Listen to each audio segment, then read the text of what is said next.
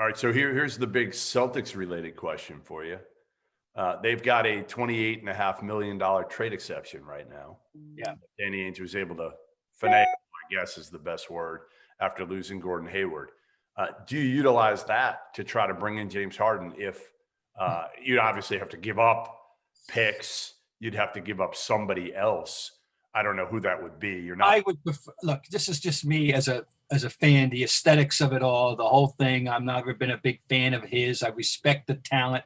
Obviously I don't want him. I like the group. Yeah, I'm speaking strictly as a fan here. I like the group we've got. I want to try to win with this group. I want to augment this group I don't know what they need. Maybe they help themselves in the draft enough. I don't know. We don't know whether there's going to be any instant plasma supplied by Neesmith or even Pritchard. I don't know. And but I like what we got, and I definitely like picking up Tristan Thompson. And he's hurt at the moment. It's just hammy. It doesn't appear that it's not supposed to be serious, but he's not practicing at the moment. Anyway, I hope not. I hope Danny doesn't go in that direction. I don't know what their plans are. You can whack that thing up though, right? That 28. I mean, it's not you have to do it in one shot, right? You can. I don't know. I think it might be in one shot that you've got one trade exception. I'm not sure of the specifics, but I think, again, listen, you've got the money that you can go after a big time guy. Do you wait and see kind of what you need? And if Kemba, and we'll get onto this here in a second, but, if Kemba isn't healthy, they're not, in my opinion, they're not going anywhere. They're not going anywhere without. Well, anywhere. They make the playoffs. Don't you think? I don't know. Really? Jeff Teague. With that forward pair, with Smart, wow. I mean, and now they got Thompson. We don't know what the kids are going to do. I mean, I like to think that they're going to get some use out of Neesmith right away. Probably make the playoffs. But, man, you got Jeff Teague as your starting point guard playing 35 minutes a game at that point. I don't know if you're a lock. I think, again, listen, I worry. To me, if the Celtics don't have a healthy Kemba Walker by February 1st, they're in major trouble. Like they can kiss this season goodbye going deep in the playoffs. They got no chance. You lose Hayward, and then you're going to lose Kemba. I get you get Tristan Thompson's great as a auxiliary piece, but I don't think he gives you much different than what Daniel Tice does. He gives you toughness. He gives you rebounding. He gives you an athletic, hard-working forward. But it's not like either one of those guys. Neither one of them are scorers. No. Well, they don't need a scorer there. No. If they don't have Kemba. They don't have Kemba. Yeah. Right. I know. All right. Well, that's my big issue is if you don't have Kemba needs to be, he's got to be your number two guy. Tatum's clearly your number one now. I don't think anybody would argue with that. But Kemba's got to be your number two. And if they don't have him, you go from Kemba to Jeff Teague. And again, we didn't see a healthy Kemba last year. We remember Kemba as, man, he just wasn't very good in the postseason. We forget Charlotte Kemba. And if you have Charlotte Kemba, to me, then this team has a chance to come out of the East.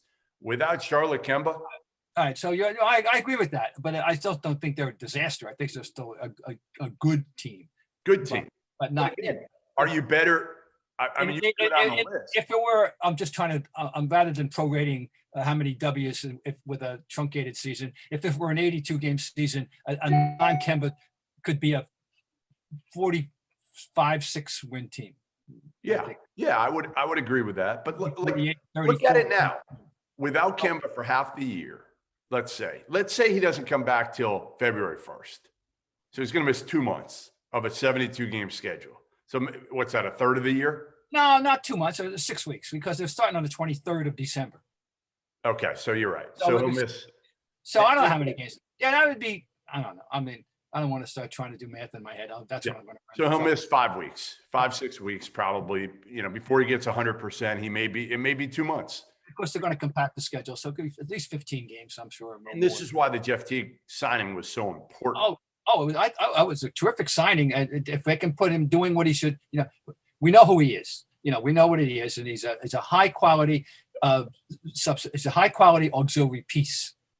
He's a very useful auxiliary piece. And you're right. If he's going to if you're going to elevate him into a starter and a guy that you're depending on, then that's a different matter. but using him the way they projected, that was an excellent pickup. So let's go through, Bob, without a healthy Kemba. Tell me if they're better than any of these teams. Okay, without a healthy Kemba, like a 90% Kemba. Ready? All right. Start Milwaukee. No. Toronto. No. The Nets. We don't know. Probably. Okay, fine. Miami. No, clearly, not. No. We got four there. Yeah. Philadelphia. Well, Philly's a mystery guess now. We think they solved that. They've done what they needed to do. We think. All right, let's see. But because I thought it would. Yes. I mean, yeah. Better than Indiana. Yeah.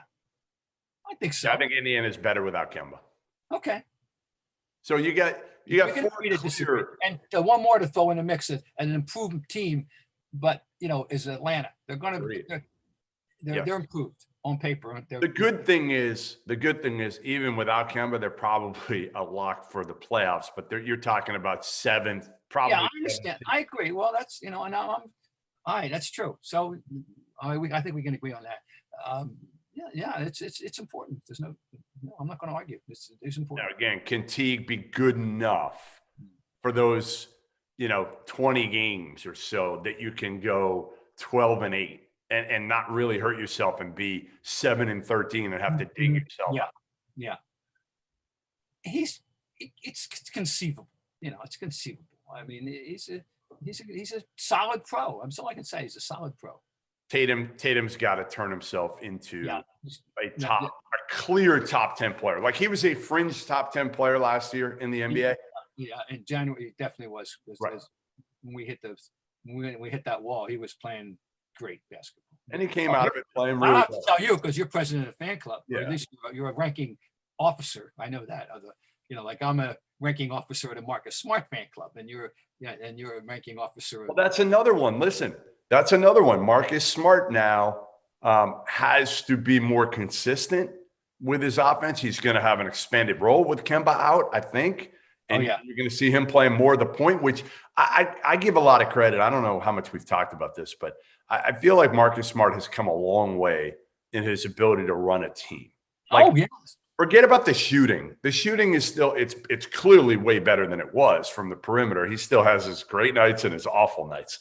But his decision-making is the part of his game that I respect more than anything else from when I first saw him in AU basketball, when he was just kind of just go and overpower people and try to get to the basket and physically. And he can't do that to the same degree now, but he can set up his teammates. He can pick his spots. He's good in pick and roll. So I think Marcus Smart is a guy that can take pressure off of Jeff Teague. If you play them together, I actually think they have a chance to be solid, better than solid in the backcourt. Well, I think you're going to see that pairing if at times even when with crunch time.